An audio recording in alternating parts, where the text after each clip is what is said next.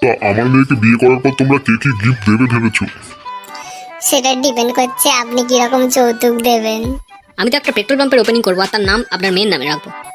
বাহ বাহ বাহ বাহ বাহ বাহ। তোমাদের সাথে কথা বলে যা বুঝলাম, একটু অপেক্ষা করো, যে শর্ট লিস্টেড হবে তার নাম জানানো হবে।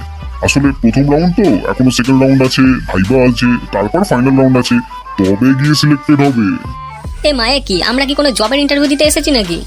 তা আমার মেয়েকে গোটা তোমার বাড়িতে জমা রাখবো সারা জীবনের জন্য, তো আমার মেয়ে তো কোনো ফিক্সড ডিপোজিটের চেয়ে কম নয়, তা এত সহজ ভেবে ফেললে?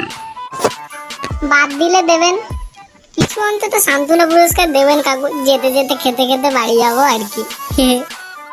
তোমার বেশি চর্বি হয়েছে না?